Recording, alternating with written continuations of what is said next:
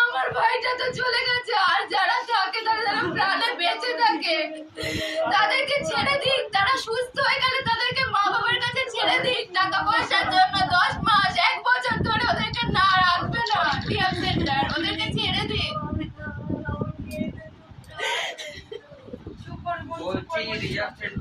হঠাৎ করে কালকে ফোন করে ওই রিহ্যাব সেন্টারের যে মালিক মন্টি দাস, সে আমাদেরকে ফোন করে বলে যে ওরা দুজন, ও আর আরেকটা ছেলে নাকি বেরিয়ে গেছে রিহ্যাব সেন্টার থেকে, পালিয়ে গেছে।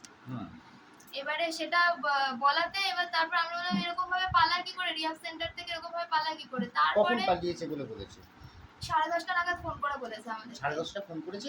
সকাল 10:30 সকাল 10:30 আপনাকে কালকে সকালে ফোন করে বলেছে যে ও পালিয়ে গেছে। কোন সময় পালিয়েছে সেসব কিছু জানেন? সেই সমস্ত কিছু জানায়নি আমাকে। আমি বললাম যে তোদের ফুটেজ কিছু নেই, বলছে দাঁড়া দাঁড়া তোমাকে দেখাচ্ছি বলে, ও বলে পরে তোমার সাথে কথা বলছি বলে কেটে দিয়েছে ফোনটা, আমাকে কিছু দেখায়নি।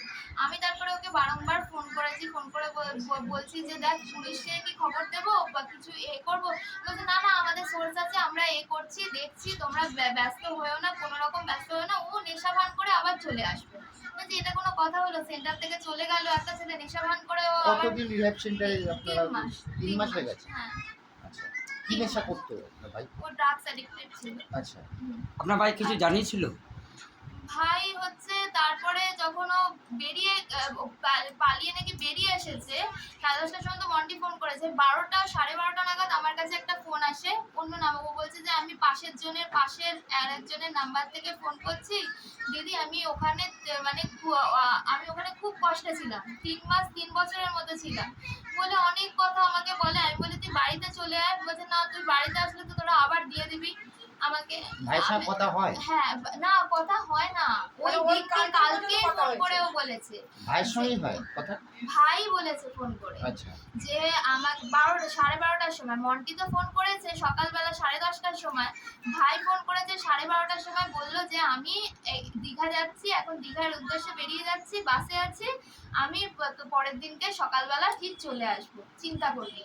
এটা আমাকেও ফোন করে বলেছে, মাকেও ফোন করেছে, যেহেতু আমরা চিন্তা করবো রিহ্যাব সেন্টার থেকে পালিয়ে গেছে। বলছি তোর সাথে যে আরেকজন আছে সে কই, বলছে ওকে আমি ওর বাড়িতে পৌঁছে দিয়েছি, আমি ওকে ওর বাড়িতে পৌঁছে দিয়েছি। রিহ্যাব সেন্টারে থাকলে তো টাকা পয়সা থাকে না, হঠাৎ করে দীঘা যাবো মানে একটা খরচা। ও ওখান থেকে নাকি 300 টাকা নিয়ে বেরিয়েছিল। 300 টাকায় দীঘা ঘুরে আসা কি সম্ভব জানি, না। ও সেটাই মানে হচ্ছে বলছিল, ও আমাদেরকে ফোনে মানে বলছিল যে হচ্ছে আমাকে কিছু খরচা দে, নাহলে আমার দীঘায় আছে বন্ধু আছে, এই খরচা হয়ে যাবে, কিছু খরচা দে আমি চলে আসবো। আমি বললাম যে বাড়িতে এসে রিল্যাক্সেশন করবি, এই কথা হলো। ওকে বারণ করা সত্ত্বেও বললো যে আমি যাবো, আমি এতদিন ওখানে ছেড়েছি, এতদিন যাবো, যেমন তোরা কষ্ট মানে আমি কষ্ট পেয়েছি, এখন তোরা তরপা, এরকম করে কথাটা বললো আমাকে। একবার কনফারেন্সও হয়ে গেল আসার জন্য, কিন্তু কি জানি তারপরে আবার বললো যে মানে হচ্ছে আসবে, মানে ও আসবে না, ও দীঘা ওখানেই যাবে। তারপরে কিছুক্ষণ মানে 10টার সময় মাকে ফোন করেছে, ফোন করে মাকে রাত 10টার সময় ফোন করে মাকে বলছে যে আমি এই মা হোটেলে ঢুকে যাচ্ছি খেদে, আমি সকালবেলা চলে আসবো, এরকম করে বলেছে। এবার এমতো 5টার সময় মার কাছে ফোন আসে, ভোর 5:26 মায়ের কাছে ফোন আসে যে ও হচ্ছে দীঘার বাস, ওর বন্ধুটা ফোন করে বলছে যে কাকিমা ও দীঘার বাস ধরে নিয়েছে, আমাদের বাড়িতে আসছে। 6:36 নাগাদ ফোন আসে যে কাকিমা ওর অবস্থা খুব খারাপ, ও কেমন ভাবে এসেছে, ওর মুখ থেকে গ্যাস বেরাচ্ছে, ওর অবস্থা খুব শোচনীয় খারাপ, ওর হাত পা ঠান্ডা হয়ে যাচ্ছে। আমার মা সঙ্গে সঙ্গে মানে শুনে আমার মা থতমত খেয়ে বলছে এই তো বললি যে ও আসছে, এর মধ্যে এরকম অবস্থা হয়ে গেল। বলছে কি জানি কেন ও এরকম, মানে 1 ঘন্টার মধ্যে যে দীঘায় উঠলো 5:26, 1 ঘন্টা এরকমের পৌঁছে গেল চন্দননগরে। আবার এইদিকে আমার বাড়ি লিলুয়া, ওখানেও গেল না, কোনো কিছু না, আবার সেই ওদের বাড়িতেই গেল। আর বলে রাখি যাদের বাড়িতে গেছে সে কিন্তু ওর বন্ধু না, ওর পরিচিত হয়েছে ওই রিহ্যাব সেন্টার থেকেই।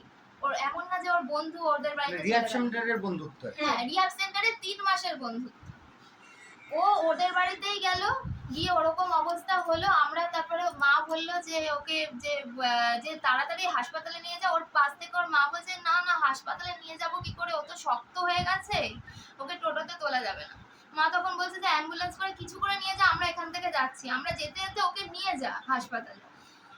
এবারে বলা মাত্র এখান থেকে আমার বাবা বেরিয়ে গেছে, লিলুয়া থেকে আমার হাজবেন্ড বেরিয়ে গেছে, গিয়ে যেতে না যেতে ওকে মানে ওরা গিয়ে পৌঁছেছে ততক্ষণে মানে ওখান থেকে ডিক্লেয়ার করে দিয়েছে মৃত। আর লেখালেখি হয়ে গেছে সেটা বলো? হ্যাঁ, লেখালেখিও হয়ে গেছে। বাড়ির অ্যাড্রেস কোথায় চন্দননগরে কোথায়? চন্দননগর হাসপাতাল। মানে ও যে মৃত সেটা মানে এ হয়ে গেছে। মানে একদিনের মধ্যে দীঘাও গেল, তারপর মানে হ্যাঁ, পোস্টমর্টম হলো সেখান থেকে 6টায় বাসে উঠে আবার আর 5টার সময় 5:26 বাসে উঠে 6:36 ও পৌঁছে গেছে চন্দননগর। চন্দননগর পৌঁছে গেছে। ফ্লাইটে চড়েছিল না বাসে চড়েছিল, কি মনে হচ্ছে আপনাদের? আমার একটাই মনে হচ্ছে যে এটা পুরো প্ল্যানিং করে, কারণ এক তো রিহাব সেন্টারে এতগুলো ছেলে থাকে, ওরা ওখানে প্রচুর সিকিউরিটি থাকে, ওখান থেকে ওরকম ভাবে বেরাতে পারবে না। আর ও বেরিয়েছে, ও তারপরে যার বাইক যে মানে হচ্ছে মানে যে ওখানে মালিক তার বাইকে চেপেই বেরিয়েছে, তার বাইক তাহলে নিয়ে তার বেরিয়েছে। বাইকের চাবিটাও বা কি করে পায়? সেটাও কি তার চলে? থেকে 300 টাকা নিয়ে বেরিয়েছে। 300 টাকাও পেয়ে গেল, তাহলে এগুলো পেয়ে যাচ্ছে ওরা। সরাসরি অভিযোগ কি রিহ্যাব সেন্টারেই ওকে মারা হয়েছে? আমার হ্যাঁ, আমার বলো। এটাই মনে হচ্ছে যে রিহাব সেন্টার থেকে প্রি প্ল্যানিং করে ওকে মারা হয়েছে, ওখান থেকে এই ওকে ঘটনা বহুবার ঘটছে যে বিভিন্ন রিহ্যাব সেন্টারে মানুষ মারা যাচ্ছে এবং বিভৎসভাবে মারধর করা হচ্ছে। ওর শরীরটা কি আপনারা দেখেছেন, কোথাও আঘাতের চিহ্ন আছে? হ্যাঁ, মাথায় মানে এখনো এখন আমরা তো পর্যন্ত আমরা চোখে হাসপাতালে দেখিনি, বাট যাইনি, ওর বাবা বলেছে কিন্তু আমার বাবা বললো ওর মাথার পেছনে আঘাত আছে, ওর মাথার পেছনে আঘাত আছে। পোস্টমর্টম রিপোর্ট জানি না কি বেরাবে। আপনারা কোথাও অভিযোগ দায়ের করেছেন? হ্যাঁ, চন্দননগর থানায় দেওয়া হয়েছে, এমনি লোকাল থানায় দেওয়া হয়েছে, বেলুর থানা। সবাই অভিযোগ নিয়েছেন? নিয়েছে, প্লাস ওনারা বললো আমরা ওরা ওরা পেয়ে বললো গেছি। যে অভিযোগ পেয়ে গেছি।